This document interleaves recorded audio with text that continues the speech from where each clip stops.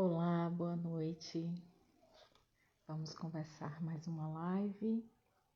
Tema inteligência emocional e hoje vamos ter convidado. Esperando o pessoal chegar para iniciar. Oi, Bruno. Você já chegou. Seja muito bem-vindo. Oi, Lu. Verônica. Queridas, lindas. Boa noite a todos. Nosso tema de hoje é inteligência emocional. Vamos dar um enfoque assim, principal na educação.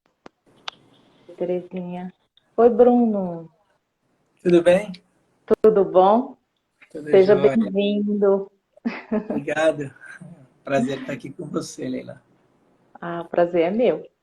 Então, gente, eu vou falar um pouquinho, né? Aproveitar que o pessoal está aí chegando, vou falar só um pouquinho sobre como eu conheci o Bruno. O Bruno, ele fez curso de formação, a gente fez curso de formação juntos, de psicanálise. Nós abrimos o nosso primeiro consultório juntos.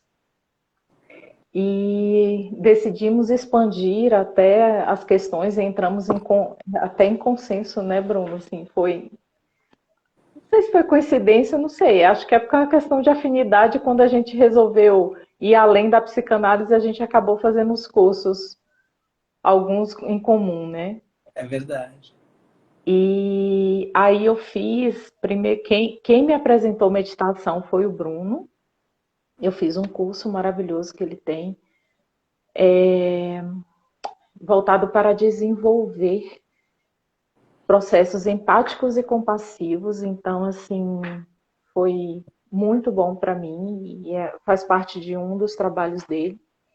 Ele vai poder falar melhor com o que ele está trabalhando agora.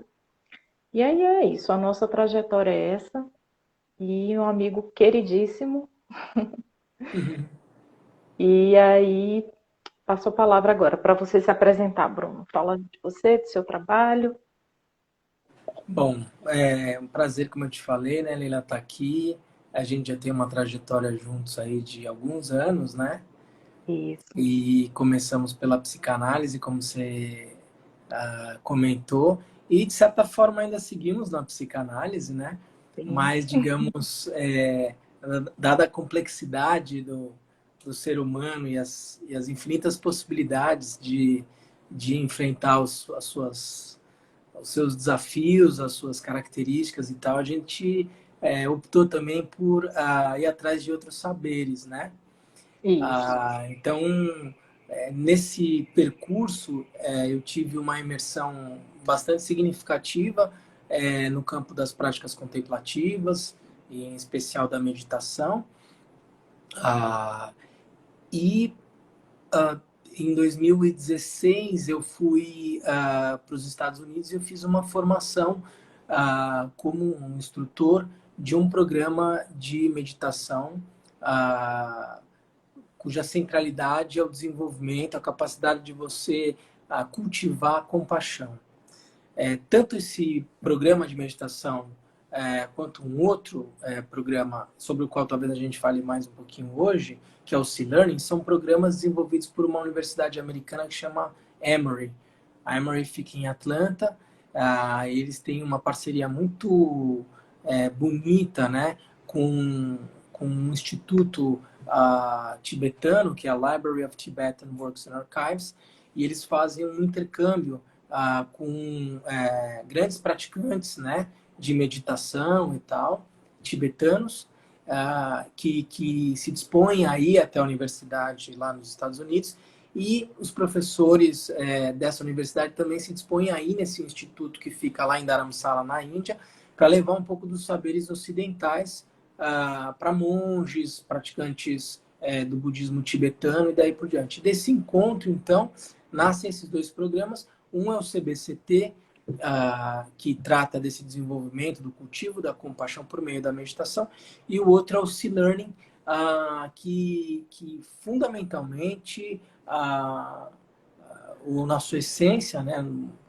busca contribuir para o desenvolvimento de habilidades socioemocionais e éticas no campo da educação. Então, é um programa voltado para crianças, adolescentes e adultos. É um projeto pedagógico a ser aplicado nas escolas para desenvolvimento socioemocional e ético. Um salto além só das práticas socioemocionais, mas desenvolvimento ético também numa perspectiva de interdependência e de saberes sistêmicos e daí por diante. Mas a base desse programa C-Learning é o desenvolvimento da inteligência emocional, né? E é sobre isso que eu queria falar com vocês hoje, compartilhar um pouquinho desse tema com vocês. Deixa eu só falar uma coisa, Bruno. Na segunda e na terça eu coloquei lá no meu stories, né? Deixei aberto para perguntas, se alguém colocasse, podia trazer aqui para a gente, mas ninguém colocou as perguntas. Mas eu coloquei como se fosse um medidor, um nível de inteligência emocional. Qual o seu nível de inteligência emocional? Então teve de tudo, teve do mais baixo, do médio e do alto altíssimo, né? E que bom que o pessoal está sabendo mais ou menos como é que estão as coisas, né? E eu Não, coloquei. Pode falar. Não, eu ia E dizer, eu que legal coloquei. que você falou sobre isso, né, de inteligência emocional, porque as pessoas associam muito a ideia de inteligência ao saber racional, né? E não se Isso. atenta muito a essa dimensão emocional e a possibilidade de você cultivar um saber em relação a isso, uma inteligência em relação a isso, né? Exatamente, eu falei lá, porque assim, às vezes a pessoa acha que ser inteligente emocionalmente é, é você ser zen, é você não se preocupar com nada, não se abalar, ser muito equilibrado. E aí eu coloquei, não, gente, olha, você pode sentir raiva como todo ser humano, mas você vai saber lidar com essa raiva, né? Então, é para as pessoas terem uma noção de que é uma maturidade emocional, faz parte de uma maturidade emocional. E que Exato. nós todos estamos sujeitos a todo tipo de sentimento e o que vai diferir é a maneira como a gente lida com tudo isso, né? Porque às vezes a gente pensa, a pessoa é inteligente emocionalmente, nem sente ciúmes, não, inveja jamais, né? Então, às vezes temos nossos monstrinhos internos, mas a gente sabe dialogar com eles, né? Exato, é. Essa ideia de inteligência emocional associada a um estado quase letárgico, né? Assim, ao virar um Uhum. brócolis. Então, eu não tenho emoções e tal.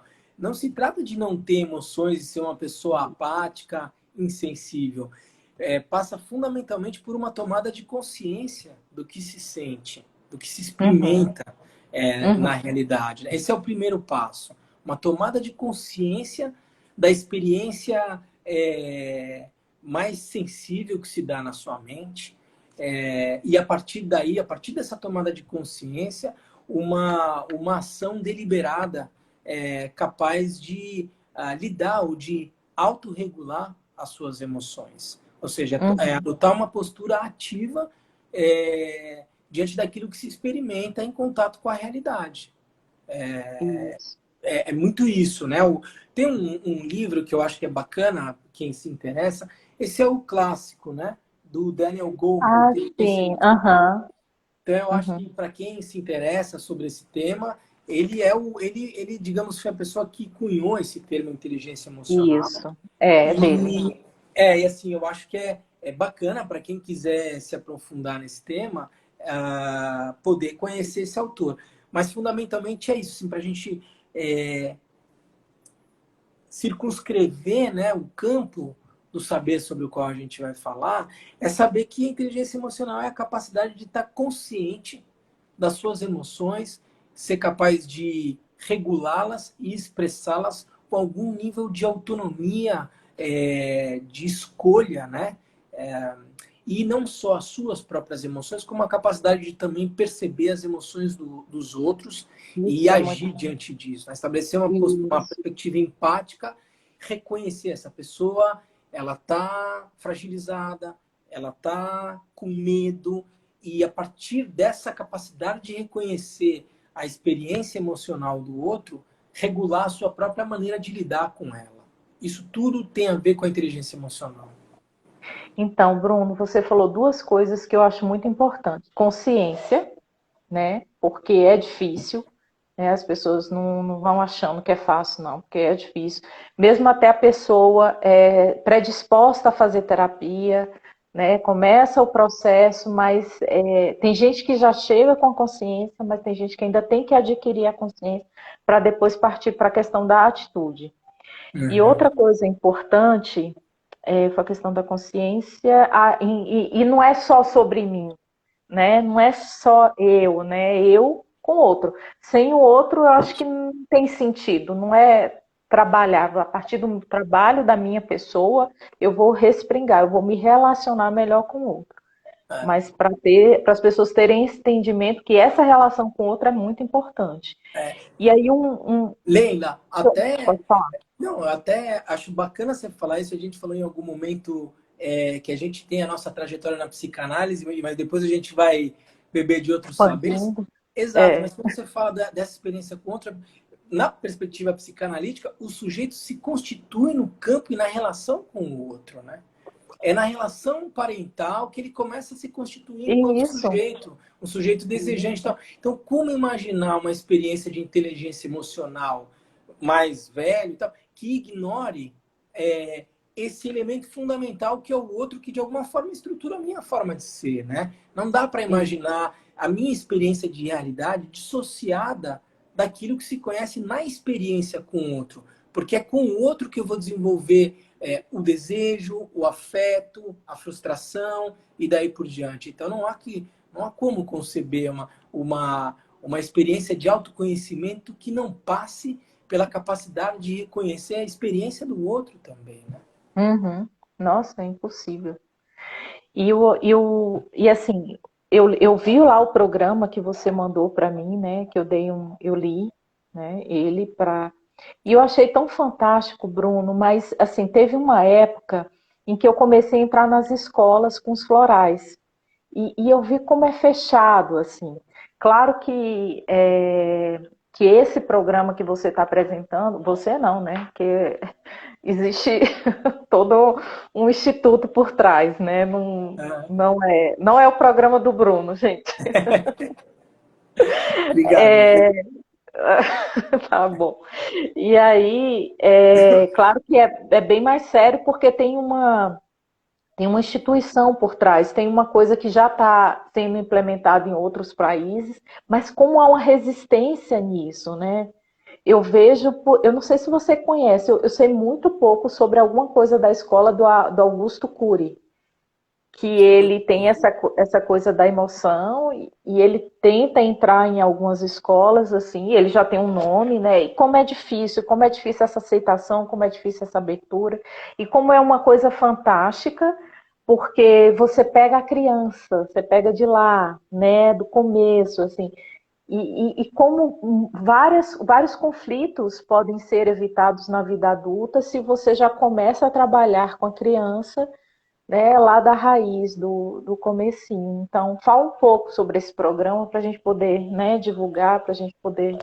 Então, Leila, a boa notícia, eu diria, em relação a isso que você fala da resistência, que de fato existe, e em certa medida até compreensível, porque, Uhum, dadas as condições e os recursos que os professores, principalmente da rede pública, enfrentam no Brasil, é muito uhum, difícil você trazer um elemento a mais ainda para o professor, como uma exigência para ele em sala de aula e daí por diante, professor que já trabalha em condições difíceis e que já tem um programa de aula montado, e aí lá vem alguém trazer mais uma novidade aqui, sendo que eu conheço bem a realidade dos meus alunos. A gente até consegue compreender esse tipo de resistência, mas é preciso fazer um esforço a mais, né? E eu diria, a boa notícia é que a Base Nacional Curricular, a BNCC, ela passou a incluir as habilidades socioemocionais como como um elemento, uma exigência mesmo dos projetos pedagógicos das escolas conterem ali, contemplarem uma ação, um programa voltado ao desenvolvimento socioemocional dos seus alunos. Então, agora passa a ser uma exigência para uma escola ter um projeto pedagógico aprovado no MEC, daí por diante, ele precisa contemplar esse elemento agora, que é o desenvolvimento socioemocional dos seus alunos. Então, isso uhum, passa a ser agora uma exigência que precisa ser cumprida. O que esse programa propõe, Leila, na verdade, assim, um conteúdo transversal no projeto pedagógico das escolas que tenha uma sensibilidade voltada ao desenvolvimento socioemocional e ético dos seus alunos. Como se fosse, por exemplo, um professor, ao dar uma aula de português, como ele é capaz de dar aula de português ou de história, pensando não só no desenvolvimento intelectual, do ponto de vista mais tangível, né, dos saberes que a gente está acostumado, de informações mais históricas, dados mais no professor de português gramaticais e daí por diante, mas também como ele dá uma aula pensando no desenvolvimento socioemocional. Que tipo de exemplos ele vai dar em sala de aula? Que tipo de ambiente de sala de aula ele vai criar para que a criança se sinta segura? E essa questão de segurança ela é fundamental para que ela possa desabrochar a sua curiosidade e, dessa forma, aprimorar ainda mais a sua forma de aprender, entendeu? Então é uma estrutura pedagógica que pretende informar a forma de dar aula para todos os professores da escola. Não só não é não é para ser, né? Idealmente não é para ser uma disciplina onde as crianças vão cultivar inteligência socioemocional e ética. É um programa que pretende contribuir para que a aula do professor de inglês, de história, de português, de matemática, seja uma aula que traga conhecimento enciclopédico, vamos dizer assim, e também conhecimento no campo das habilidades emocionais, a capacidade de se regular, de se comportar em sala de aula, de se solidarizar com um colega e daí por diante, até uma dimensão mais social e depois sistêmica, que leva em consideração a condição do aluno enquanto um membro da sociedade, né? Alguém que de alguma forma pode fazer a diferença e transformar o mundo. Então o programa se propõe a isso, né? E ele é um programa que ele tem uma plataforma que tá aberta, ela está disponível a professores da rede pública e privada. Nesse momento ela está em processo de tradução, mas ela está em inglês. E para qualquer um que tiver interesse, colocar na internet ali C-Learning, né? SEE, Learning, vai encontrar muito material sobre esse programa que se dispõe a isso, né?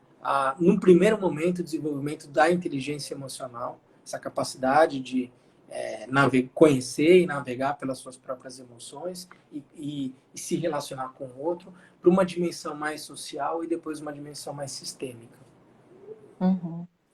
Bruno, você sabe que eu tenho esse trabalho com técnicas de estudos para adolescente, né? A gente já falou sobre isso. Como as escolas não têm preparo para lidar com bullying? Nenhum. Não tem. Não tem preparo para lidar com o nervosismo do aluno para fazer uma prova, para lidar com ser testado, né?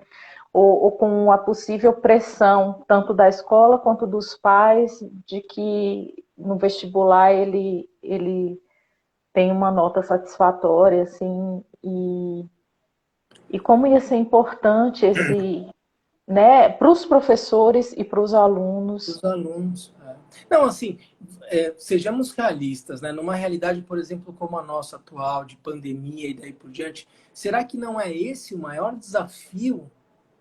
Saber lidar com uma situação como essa, emocionalmente, de confinamento, de privação de ir e vir, de medo sobre o futuro, um pai, uma mãe que está desempregado, a incapacidade de gerenciar a sua vida com total autonomia, porque você não sabe se a escola do teu filho vai estar aberta, vai estar fechada.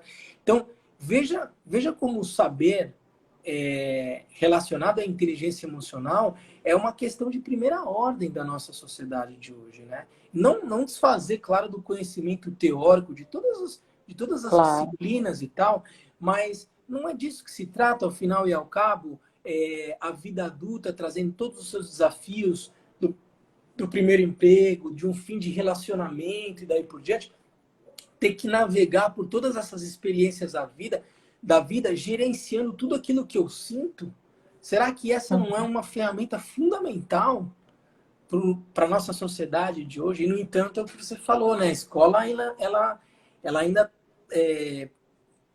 engatinha, né? Em relação a essas formas de Muito, saber, né? muito. É assim, tem que ter. Eu acho que tem que ter um. Eu achei até que tinha, mas assim, tinha que ter um psicólogo dentro da escola, inclusive para instruir os coordenadores, porque eu já vi coisas danosas assim em relação a lidar com bullying, né? Que é Ah, uma coisa muito séria e que eles não têm preparo, não têm preparo algum. E você falou esse negócio da pandemia, é interessante porque assim, a questão dos pais emocionalmente inteligentes, emocionalmente maduros, eles, até no passar para a criança, o que, que é essa pandemia, né? Porque tem muitas crianças com medo de respirar, com medo de sair na rua. Inclusive, eu estava conversando com a mãe ontem sobre isso. Ela falou: não estou sabendo como lidar. Meu filho, ela vai na pia, ele está junto com ela, ele está com medo, né? Então, assim, é muito importante ter essa maturidade para passar ah, como para esse filho o que está acontecendo. E sempre visando a linguagem deles mesmo, né? ah. Então, Leila, acho que essa palavrinha aí que você citou é fundamental e acho que interessa para todo mundo que está vendo aqui a gente hoje e tal, esse como, né? Tá bom, É. inteligência emocional é isso aí que você falou, né? Tá, então é a Uhum. capacidade de você conhecer as suas próprias emoções, regulá-las. Mas como é que eu pratico isso? Como É. é que né, assim, na dimensão da educação, mas na dimensão, em todas as dimensões da vida, né? No trabalho, em casa, e fundamentalmente nessa dimensão mais da experiência mais próxima, da experiência subjetiva. Como desenvolver essa inteligência emocional? Eu queria explicar um pouquinho, ainda que possa parecer uma coisa muito abstrato ou conceitual, mas acho que é importante a gente trazer um pouco alguns elementos, alguns dados, né, que, digamos, estruturam, né, a pesquisa e o desenvolvimento de técnicas para o avanço dessa inteligência emocional do praticante daí por diante. Como eu falei para você, Nilas, é muito importante para o desenvolvimento da inteligência emocional a cultivar a habilidade da consciência, da tomada de consciência. E tomada de consciência do quê, né? A nossa experiência mais próxima da realidade se dá no nosso próprio corpo físico, né? Ah, Uhum.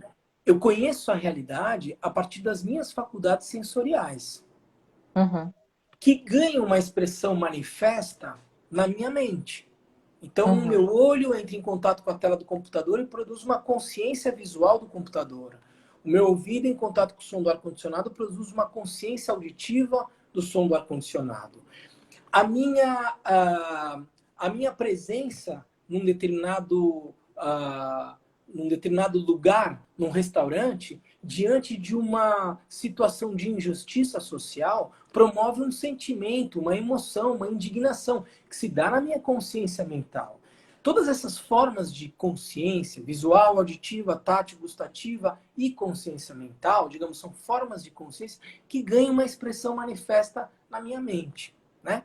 Particularmente as emoções, né, que estariam mais associadas a uma consciência mental, algo que é intangível, que eu não sou capaz de tocar, ser um pensamento, eu sei que ele existe, mas onde ele está? Eu sou capaz de ver, apesar de eu não ser capaz de cheirar, de tocar um pensamento, eu sei que ele existe. É essa consciência mental, insubstancial, que se manifesta na minha mente.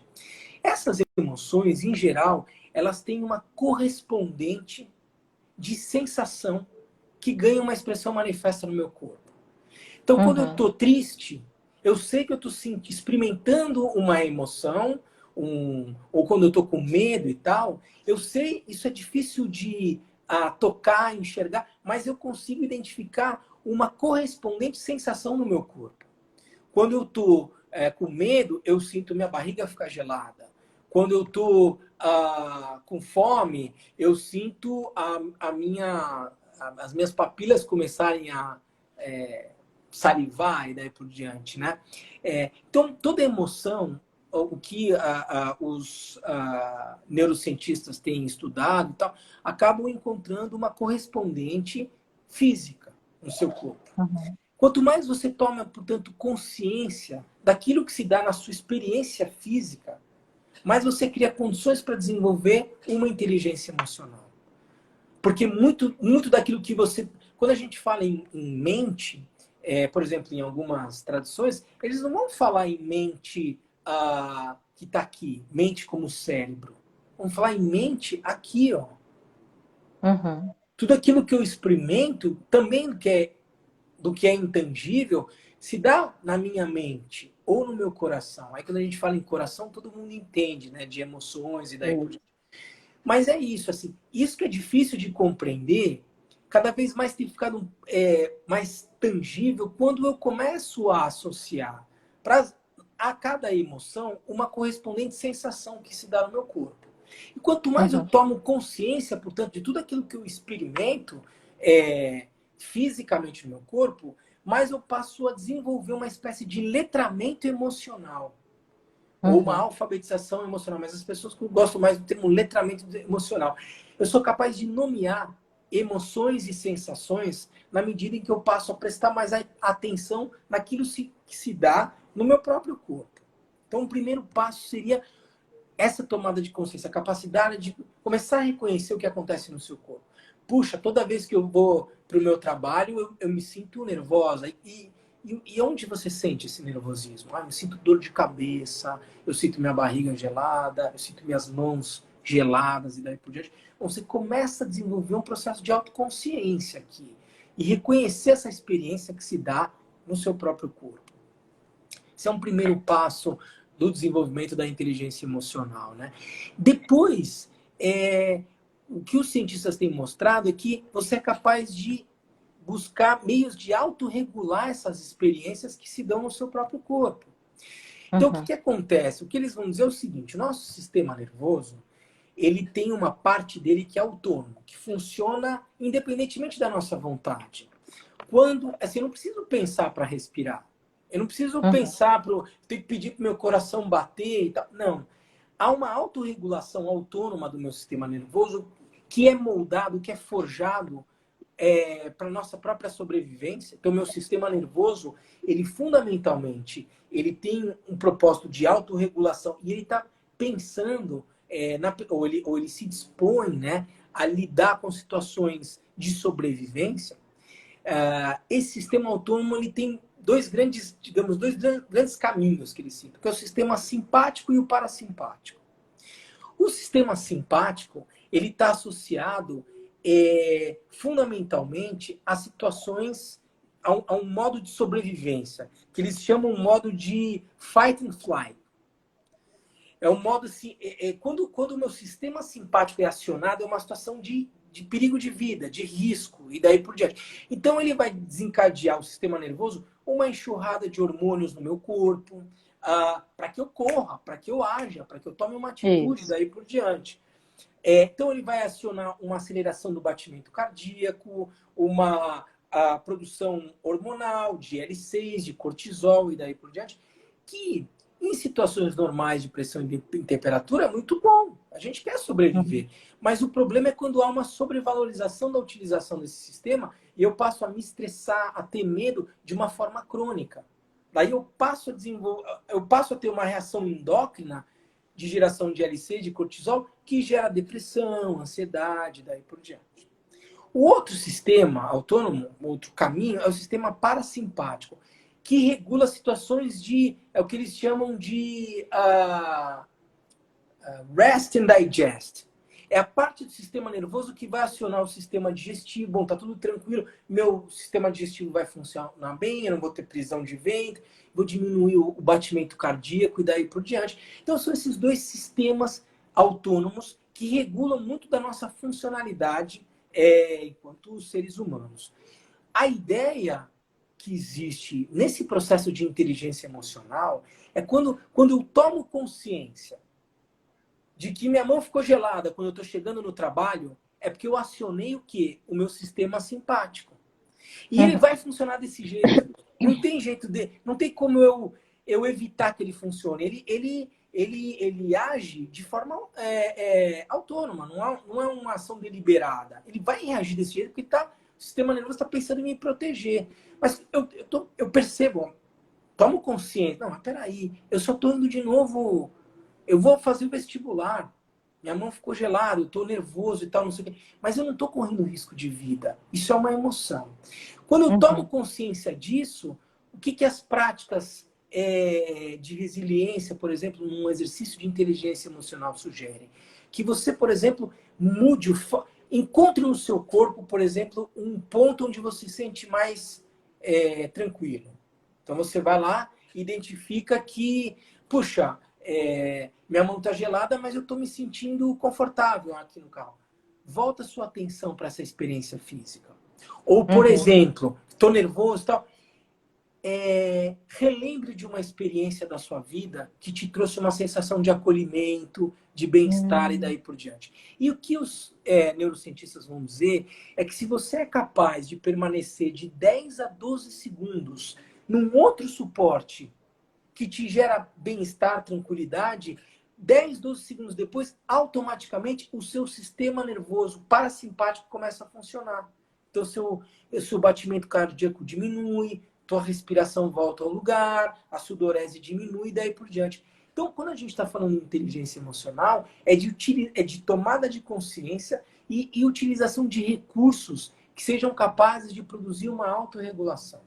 Você volte para uma zona de resiliência, que eles chamam, e a partir daí possa tomar decisões, fazer escolhas mais sensatas, mais tranquilas e daí por diante. Essa é a ideia da inteligência emocional.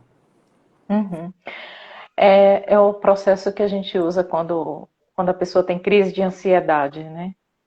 Seja ela uma crise de pânico, né? Porque o que eu costumo falar, Bruno, o cérebro, ele vai mandando, ele vai obedecendo as mensagens que você vai mandando, né? Eu já passei por esse processo quando eu tinha, sei lá, fazia faculdade, 19, 20 anos.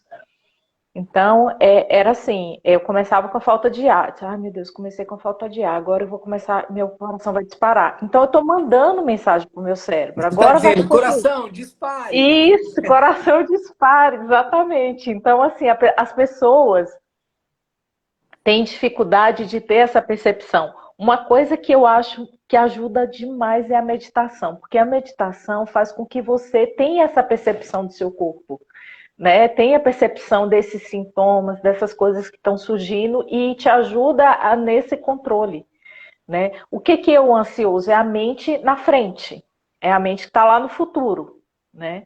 Então, a meditação te ajuda a ancorar no agora. É agora, não é amanhã. É hoje, é aqui, nesse momento, né? Então, eu acho que assim, esses processos que você falou, eu acho que a meditação ajuda muito nessa questão da autopercepção, e da percepção do mundo. Assim, eu não vou entrar no seu curso, não, mas uma coisa que eu achei muito legal num dos módulos que a gente começa a ter essa percepção, assim, eu não sei quanto que eu posso falar aqui, mas ter essa percepção do todo, assim, posso falar de uma das Claro, coisas que a gente tá, claro, assim, claro.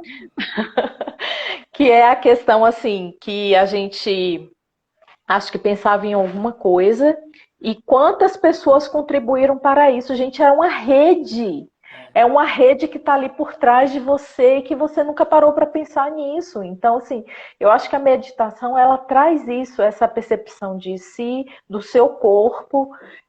Por exemplo, no caso da mulher mesmo, se você tiver uma autopercepção boa, você consegue perceber até quando você está ovulando. porque tem uma dor bem sutilzinha, assim, no útero, né? Uns pontadinhos. Então, assim, é muito importante isso, gente. Inclusive para as questões hormonais e tal, que desregula tudo, o que é o que regula tudo, né? Questões Enfim. relacionais também, né? Porque É, isso traz implicações para a mulher e para todos isso. E dentro para de uma todos que raça. estão ao redor. Então, assim, eu acho que as pessoas têm que começar isso, a se auto-perceber, a perceber o outro, a perceber a rede que está tá ao seu redor, que te ajuda, que te coloca para frente, que você também tem essa coisa de ajudar, de colocar para frente. E eu vejo, pelo menos os meninos que eu atendo de de adolescente, né, de técnicas de estudo, eles têm até uma boa coisa de. Quando eu ensino técnicas de respiração, eles fazem de boa, mas assim, a meditação, o relaxamento, eles já têm uma agitação, assim, que eles têm uma dificuldade com isso, assim. Então, Mas Leila, e aí eu acho bacana você falar isso, porque o C-Learning, esse programa, ele é justamente um meio de levar a meditação, né? Assim, se é que eu posso dizer isso, mas assim, ou de informar práticas de autoconhecimento que não precisam necessariamente estar vinculados a um conceito mais convencionalmente conhecido do que é meditação, entendeu? Ou uhum. seja, quando um adolescente como os que você trabalha volta a atenção dele para uma experiência, por exemplo, ele tá nervoso na prova. Ele vai fazer uma prova que ele ficou de recuperação, ou vai fazer o vestibular, ele está nervoso.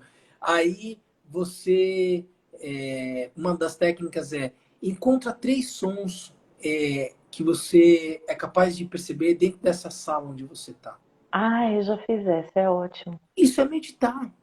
É meditar. E Eu achei. desconstitui aquela ideia de que não, meditação não é para mim, porque eu não, isso é uma É, técnica de meditação. Ou seja, a meditação está muito mais próxima do que a gente imagina. A gente faz isso no nosso dia a dia e não sabe.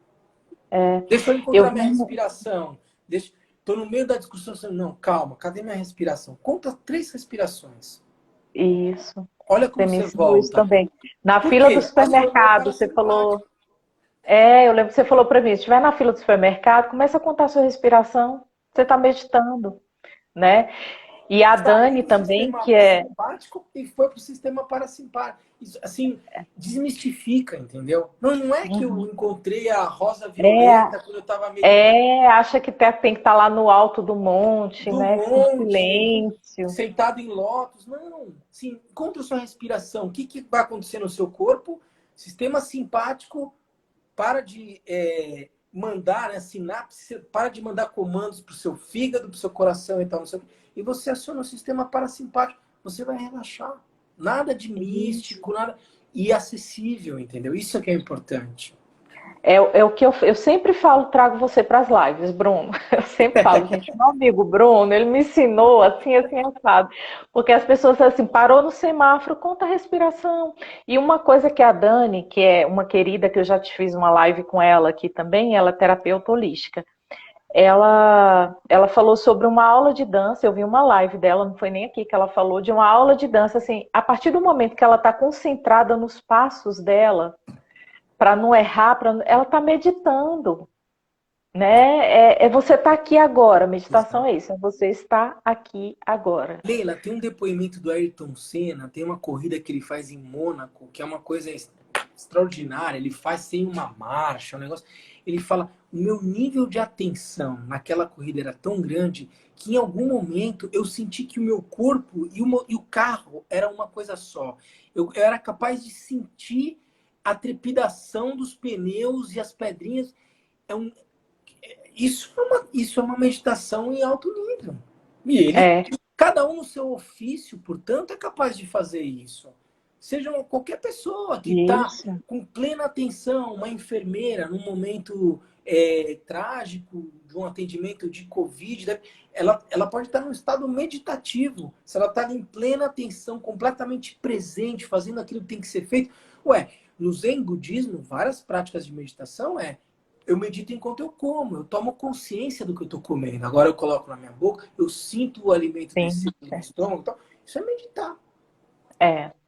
E as pessoas comem como? Olhando o celular, vendo vídeo, E o que que é assistindo comer? E o televisão. que que elas estão comendo? Veja bem, se eu estou É, o colocando um que que negócio estão difícil comendo? na minha boca e estou pensando mal do meu chefe, eu estou comendo rancor. Isso, exatamente. Porque entende, assim, agora, porque é uma relação direta entre aquilo que eu estou experimentando como um sentimento e toda a minha função fisiológica, entendeu? Então, se eu estou comendo. Tem um nutricionista que trabalha com umas pessoas com isso que diz: o mais importante numa dieta é você estar feliz. Uhum. Parece uma bobagem, parece um lugar comum e tal, mas faz toda a diferença. Você pode ter É, uma alimentação toda regrada e tal, mas se enquanto você come, a tua mente está em outro lugar, em um lugar não saudável, aquela comida vai deixar de ser saudável. Se você está isso. comendo, às vezes, alguma coisa que pode até ser calórica e daí por diante, mas você está num estado de consciência saudável, aquela refeição vai ser uma refeição saudável. Pode ser que você não perca, mas entende? Há uma relação direta aí, né? E isso vai para tudo. Por exemplo, a gente falou por exemplo, se você tem concentração naquilo que você está estudando, você vai fazer uma boa prova. Porque você está ali naquele lugar. Se você está comendo e você está concentrado, se você está percebendo o que você está comendo, você percebe também a sua saciedade. Você não vai além daquilo. Então, gente, meditação é vida, meditação é tudo na sua vida. Deixa eu só ver aqui pergunta, Bruno, que tem aqui, ó. A Verônica colocou: a minha filha hoje voltou à escola, da escola, sem fazer os deveres. Se recusou a fazer qualquer tarefa e a professora não sabe como lidar. Confesso que é difícil mesmo. Ela vai fazer 6 anos e está no primeiro ano. E ela colocou mais: estou me referindo a essa questão da inteligência emocional para os professores, porque educar é desafiador. É desafiador para os professores, para os pais, né? Então é um trabalho constante, eu acho. Eu acho que não diariamente, constantemente, a gente está trabalhando a nossa maturidade emocional. E assim, os professores eles são bem trabalhados para passarem o conteúdo, né? Mas, assim, para lidar com as emoções do aluno, por isso que eu falei a questão do bullying, gente, eu vejo isso na escola da minha filha, não tem preparo nenhum, assim, nenhum, né? É muito difícil. Veja assim, não é da nossa. Quando a gente fala do C-Learning, o primeiro destinatário, enfim, da nossa ação é o professor. É, Se ele não cultivar isso, ele não vai ter autenticidade para transmitir isso. A criança, eu fui dar uma aula de C-Learning numa das escolas aqui de Brasília. Cara, cada criança, quem é pai, quem é mãe, sabe que cada criança ali é um sujeito individual com todas as suas questões. E daí por diante. E isso. ele tá sacando tudo que tá acontecendo, entendeu? Se não engana uma criança, se você não tiver autenticidade, daí por diante, você não engana. Então, essa capacidade, né, no caso da Verônica, do professor, eu nem sei quem é um professor, mas desenvolver uma habilidade empática de alcançar qual é o desafio da filha da Isso, Verônica e daí por diante, e ter isso. presença para lidar com essa criança, e depois tem a outra que está subindo em cima da janela e a outra daí por diante. É um desafio enorme, não é É. fácil. Assim. A ideia é abastecer os profissionais com recursos para isso, mas acho que quando a gente se depara com esse tipo de situação, a gente vê o quanto fez falta na nossa formação um olhar para isso, né? Então, um programa Uhum. como esse, como você dizia no início da live, né, que possa trazer esses subsídios É fantástico. é fundamental. Eu me pergunto, imagina se eu tivesse tido aula disso com 4, Isso. 5 anos, entendeu? Então, isso sim é um processo, eu acredito numa revolução dessa natureza por Uhum. meio da educação, que seja capaz de abastecer essas crianças com recursos que a gente não recebeu. Deixa eu só falar uma coisa da psicanálise aqui, Bruno, que eu vou até te mandar depois uma live que eu fiz no canal de um professor de filosofia, do Super Acadêmico. E aí eu trouxe a questão do superego e eu vou falar aqui, eu gosto de falar de psicanálise do jeito que todo mundo entende, tá? Então, o que é a questão? O id, a gente nasce com ele, é o nosso mundo inconsciente. O ego é a partir do momento que a gente é lançado no mundo e a gente recebe, né, começa a perceber esse mundo e aí vai formando o nosso sujeito. E o superego faz parte desse sujeito que é lá. O Freud falou que é lá pelos 5 anos, mas pelo menos eu, tenho umas questões com esse negócio de idade certinha, assim, eu não sei. Eu não sei como foi a sua experiência com o Fernando, Bruno, mas eu fiquei observando a Elisa, por exemplo, fala assim, a partir dos 4 meses ela começa a se perceber a parte, né, da mãe, perceber que existe outras. Eu falei, não acho que foi 4 meses, não. Então, assim, é só um parâmetro assim que eu acho que o Sim, Freud sim. dava, né? É. E aí ele fala desse superego, só que o Freud fala numa época em que as crianças iam para a escola com 7 anos. E o que é o superego, gente? É porque a criança tem uma naturalidade, ela não tem filtro, né? Então a criança fala, ela não tem esse negócio de certo e errado, ela fala, né? Tem até uma história que eu até contei lá, que eu acho muito interessante, que é uma tia chegou pro.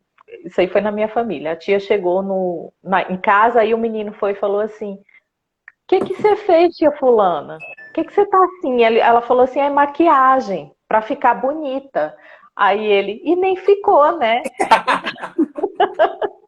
Então, isso é uma criança que ainda não tem o superego, assim, para castrador, né? Porque o superego ele chega para falar: Isso é errado, isso não se fala. E o Freud falou que isso era a partir dos 5 anos e tal.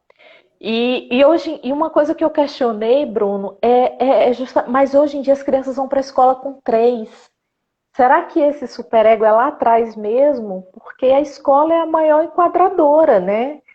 A escola chega falando assim, eu falei, não sei se o Freud chegasse aqui agora, ele ia dizer que era com 5, não. Acho que ele ia, né, e adiantar um pouco isso, porque eu vi como para Elisa o professor era uma autoridade. Eu lembro que ela tinha deixado escapar o xixi, eu não sei em que idade, e aí naquela coisa da madrugada, a gente tirando o lençol, não sei o quê, e levando ela para o nosso quarto para poder dormir, porque era impossível, não dava para ela dormir ali na cama dela, né, naquela noite. E aí ela falou, não, a tia falou, mamãe, que eu não posso dormir no quarto de vocês, que eu tenho que ter o meu espaço. Então, assim, como é importante essa interferência do professor. A Elisa não assistia filme do Pica-Pau de jeito nenhum, porque disse que o Pica-Pau era malvado, que a tia falou que o Pica-Pau era malvado. Então, assim, como as crianças, ela foi para a escola com 3 anos, então, como o professor é importante nesse processo, e como não só a fala dos pais, mas a fala também de uma outra autoridade ali para ele, né? Então, assim, para eu tirar a Elisa, tomava era no copo da Nuke de treinamento, mas parecia uma mamadeira, não sei qual a diferença, né? Foi a professora que falou, porque enquanto eu e o Flávio estavam falando para ela, né? Mas a professora chegou e falou que não era mais idade daquilo, a água parou, ela parou, não quis mais o negócio de jeito nenhum, né? Tinha pedido ajuda à professora, muito obrigada e tal. Então, assim, como é importante o professor ter esse preparo para lidar com os nossos filhos, Porque porque ele está eles num estão lugar. ali, Ele está num ele lugar. está num lugar de autoridade, né? Não, A eu criança vejo, está indo eu vejo cedo para a pelo meu escola. filho. Bom, o Fernando foi para a escola e já vai para a escola, ele tem 2 anos e meio. Ele vai para a escola porque a minha esposa trabalha no Ministério da Saúde, ele ia para a creche do Ministério da Saúde, depois com a pandemia, aí não, aí a gente ficou com ele em casa, foi ótimo, a gente teve essa oportunidade, mas agora ele está voltando para a escola. E veja como é importante, porque para nós, a gente não tem uma rede familiar aqui em De Brasília, né? apoio. Não tem uma relação com o avô, com o tio e tal. Então, olha como a escola e os professores desempenham um papel importante nesse processo de formação dessa criança, né? eu acho que é fundamental, assim, eles ocupam um lugar importante. Ao mesmo tempo, a demanda que há sobre os professores é algo, as condições, né, dadas aos professores nem sempre são condições favoráveis. Então, Isso. disponibilizar recursos para os professores que não sejam, recursos que eles sejam capazes num primeiro momento, reconhecer o benefício para eles mesmos. Né? É preciso entender que um treinamento em compaixão, em meditação e daí por diante, vai habilitar eles, enquanto sujeitos, a lidar com seus próprios desafios. E não só uma preocupação de um novo conteúdo que eu tenho que transferir para as crianças, entendeu? São Uhum. seres humanos que estão ali. Eu vejo professores com 8, 10 crianças numa sala de aula. Eu vejo para cuidar eu sozinho do meu filho, que é um só e tal, a canseira que não é, entendeu? Então, Uhum. assim, é uma situação desafiadora para os professores, mas essa tomada de consciência, né, deles, assim, do papel que eles exercem, eu acho que dá a dimensão clara da responsabilidade, né, desse lugar, entendeu? Porque eles, de verdade, contribuem na constituição desse sujeito, né? Sim, com certeza. Deixa eu ver, ó. A Kênia colocou, gostei dessa explicação do simpático e parasimpático. Eu adoro neurociência também. Verônica, que interessante encontrar três sons no ambiente.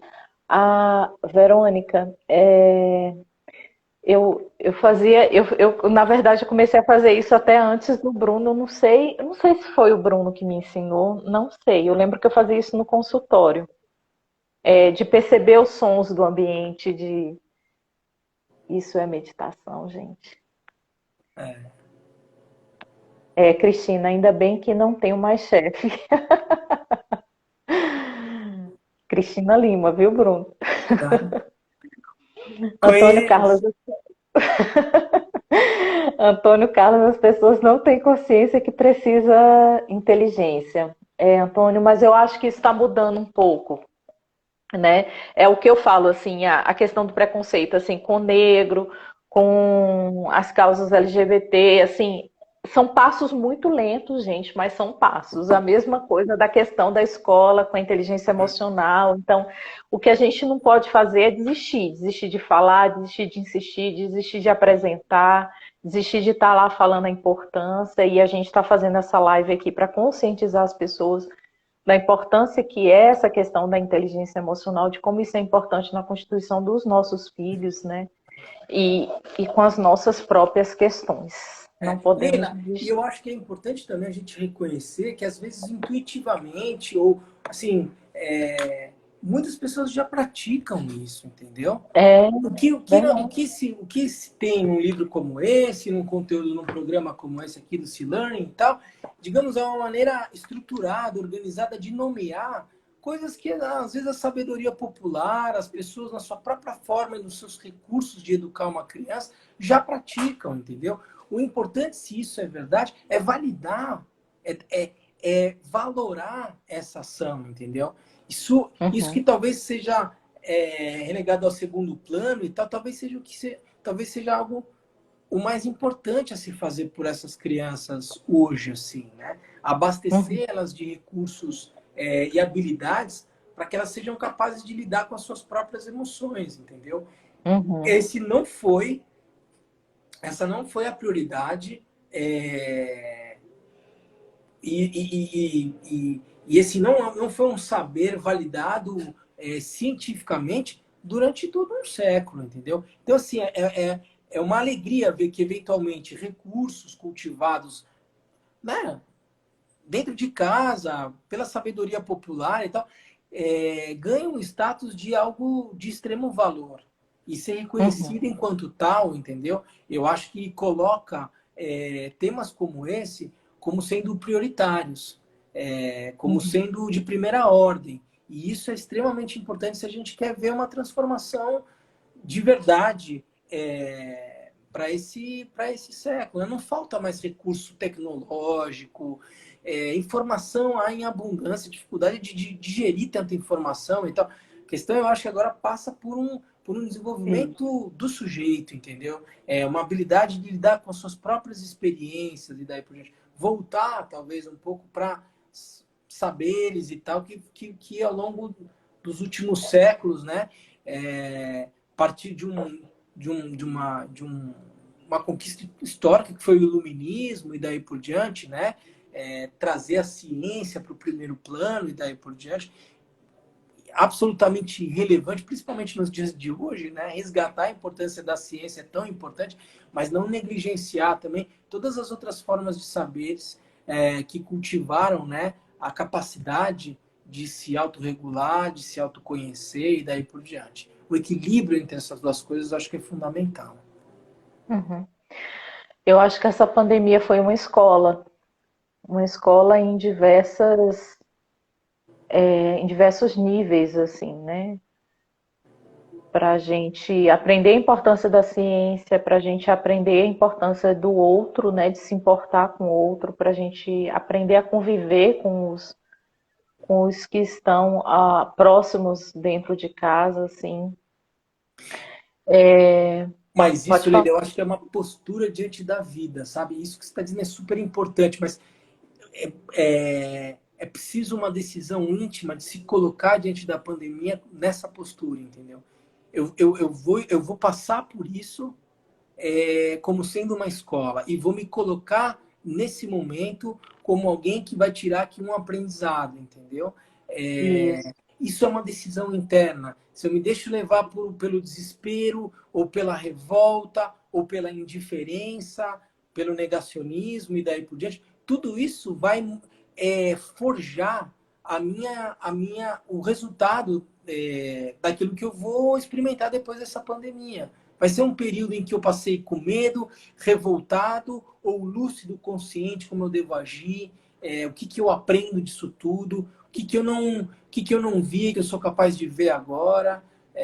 Isso, eu posso me revoltar com a experiência, com o fato da creche do meu filho ter fechado e ficar revoltado, ou eu posso olhar para isso como sendo uma excelente oportunidade para eu conviver mais com o meu filho. Isso exatamente. parece de novo meio banal e tal, mas não é assim. Opa, Não é. como eu me coloco, é a postura que eu adoto diante do desafio que a vida traz para mim, entendeu? E essa é uma decisão íntima, sabe? Isso não é Uhum. dado. Essa escolha não vem. É preciso deliberadamente fazer uma escolha, entendeu? Como eu vou me colocar diante dos desafios que a vida me traz? De novo, preciso ter autoconsciência, lucidez, né? Eu não sou Autopercepção. levado pela maré, né? Autopercepção. Exatamente. Exatamente. Então é isso, gente. Tem mais alguma pergunta? Alguém quer perguntar alguma coisa? Bruno, tem mais alguma coisa para colocar? Não, é isso. Eu fico feliz de poder trazer esse tema e conversar com você, Helena, minha amiga querida, sobre algo que para É, mim é tão motivador, assim, me mobiliza, né? Dá sentido. Se depois alguém quiser ter mais informações sobre o C-Learning e tal, que é um material que já está disponível aqui no Brasil, tem muita coisa já traduzida e tal. Não serve para ser aplicado só em escolas, não, né? Quem é pai, quem é mãe, quem é ser humano pode usar esses recursos todos, eles estão disponíveis. Eu me coloco à disposição a dar mais esclarecimentos. Enfim, agradecer pelo convite e a possibilidade de trocar com vocês todos aí. o Antônio Carlos colocou abraço, Vicky. Até hoje eu não acostumo as pessoas te chamarem de Vicky. Vi que tem uma que qual o risco de me chamar de doutora aqui, né? A É, Cristina, também que ela já esqueceu esse título, né? a Verônica colocou bom, fui Bruno depois de 2 anos, por causa da palestra que a gente deu lá no Brasília Shopping. Ah, que ótimo! E a Kênia colocou só agradecer pela oportunidade de aprender. Nós agradecemos também vocês. Antônio Carlos, você é show de bola, assim como a Leila. Obrigada, O Antônio. Antônio também. Saudade, Antônio. Deixa eu só te falar, Bruno. É, muito importante a gente ter essa abertura, assim, eu acho que a gente tem que propagar isso, propagar a importância dessas questões emocionais, levar para as pessoas, porque eu acho que as pessoas também estão mais abertas a isso, né? Estão É, se predispondo mais a isso. E uma outra coisa que eu queria saber é nessa colocação do Sir Learning, né? Os pais podem chegar para a escola e falar, eu queria que vocês conhecessem esse programa. claro, claro. Pode, E né? é um material, como eu falei, que está assim, que está aberto, entendeu? Então, são planos de aula, um material pedagógico que está disponível, está sendo todo traduzido, e eu acho que já tem boa parte traduzida, pelo que eu sei, e pode. A escola pode querer fazer um memorando de entendimentos com a Emory, e aí ser um parceiro para aplicar todo o programa, aí tem troca de dados e tal, mas qualquer professor, qualquer administrador de uma escola pode entrar em contato com esse material, pode aplicar e de alguma forma tem se constituído aí uma rede de cofacilitadores aqui no Brasil, que em alguma medida também, acho que no futuro próximo, vão poder dar algum tipo de suporte para professores, para escolas e tal, que tenham dúvidas, que queiram trocar ideias e daí por diante. Esse é um projeto que foi lançado em 2018, 2019, globalmente, então tem mais de 40 países envolvidos nesse projeto e tal, e o Brasil, e particularmente Brasília, tem já algumas experiências acontecendo. A Escola Céu de Brasília aplica o C-Learning, ela tem um memorando de Ah, entendimentos. eu queria saber isso. A Uhum. Céu de Brasília aplica já o C-Learning. A gente está com um projeto com edital aprovado na FAP. É possível que haja um projeto piloto numa escola da Vila Planalto para aplicar o Uhum. conteúdo também. Que O ótimo. IFB assinou um memorando de entendimentos com a, com a Emory também. Então, tem ali alguns professores do IFB que já conhecem o conteúdo e estão desenvolvendo projetos dentro do IFB. Isso aqui em Brasília, tem projetos acontecendo em São Paulo, em outros lugares também. Então, aos pouquinhos, a ideia é ir expandindo ainda mais o acesso. Tomara. É isso. Muito obrigada, Bruno. Eu que Muito bom agradeço. te ver, mesmo que seja virtualmente. Quando tudo isso passar, vou fazer a minha visita à família. E nem vou reconhecer o Fernando, porque, nossa, tá enorme. Eu vejo fotos, tá enorme mesmo. É, E agradeço demais a sua disponibilidade de estar aqui dividindo com a gente. E aí vamos nos ver mais vezes, assim, vamos partilhar mais vezes nossas lives. com certeza. É muito bom saber que tem esse espaço aí conduzido por você nas redes sociais e tal. Você sabe que eu sou meio Eu tô te puxando, né? assim, eu sou um pouco old fashion, digamos assim, nesse universo tecnológico, mas saber que você está nele e abre esse espaço para pessoas interessantes poderem trazer ideias e tal, é motivo de alegria. Parabéns, Leila. Obrigada, Bruno. Beijo grande para todos, todo mundo agradecendo, nós que agradecemos. E até a próxima. Beijo. Tchau, gente. Obrigado.